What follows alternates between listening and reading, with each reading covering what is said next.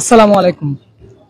আমরা বিশ্ব ইনসানিয়ত বিপ্লব student front সমর্থিত প্যানেল বসিরুদ্দিন মানব সত্তার প্রবক্তা ইমাম হায়াত আলী রহমান নির্দেশনায় আজকে আমরা চট্টগ্রাম বিশ্ববিদ্যালয় কেন্দ্রীয় ছাত্র সংসদ চাকসু 2025 নির্বাচনের মনোনয়নপত্র আমরা নিয়েছি।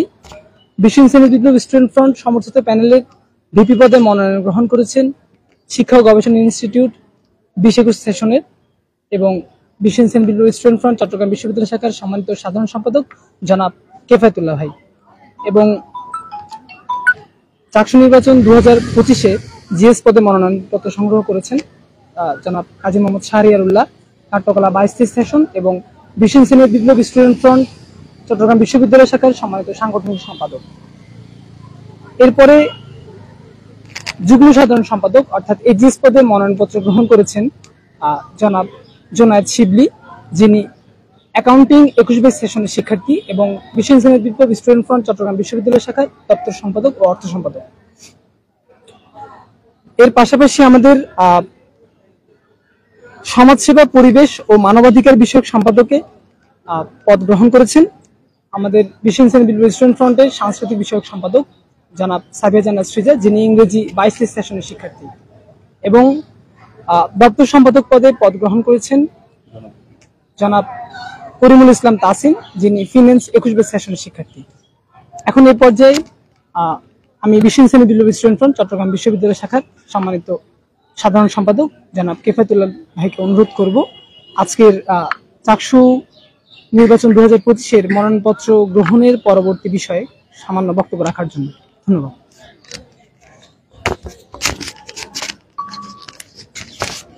ধন্যবাদ। আজকে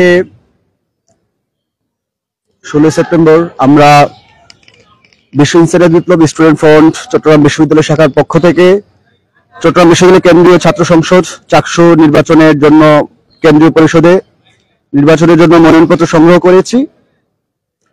আমরা এই মনোনয়নপত্র সংগ্রহ করার পরবর্তী সময়ে আমরা আসলে কেন এখানে এসে বসলাম তার কিছু সুনির্দিষ্ট উদ্দেশ্য এবং কিছু কারণ আছে, আমরা সেগুলো বলবো। আজকে সুদীর্ঘ 35 বছর পর যে চাকসু নির্বাচন হতে যাচ্ছে, এখানে আমার প্রশ্নটা যে বিগত 35 বছর ধরে কেন চাকসু ইলেকশনটা হয়নি। 1990 সালের পরবর্তী থেকে আজ 2025 সাল পর্যন্ত আমরা এই বিশ্ববিদ্যালয় ক্যাম্পাসে কেন্দ্রীয় ছাত্র সংসদ নির্বাচন হতে দেখিনি। তার মূল কারণ কি? এই মূল কারণটা আসলে আমরা মনে করি ইনসানিয়ত বিপ্লব স্টুডেন্ট ফ্রন্টের পক্ষ থেকে বোঝাটা অনেক বেশি জরুরি। প্রথমত, আমরা দেখেছি এই বিশ্ববিদ্যালয় ক্যাম্পাস সুদীর্ঘ 3 যুগেরও বেশি সময় ধরে দলীয় আধিপত্যবাদের যেই রাজনীতির কবলে নিষ্পেষিত ছিল।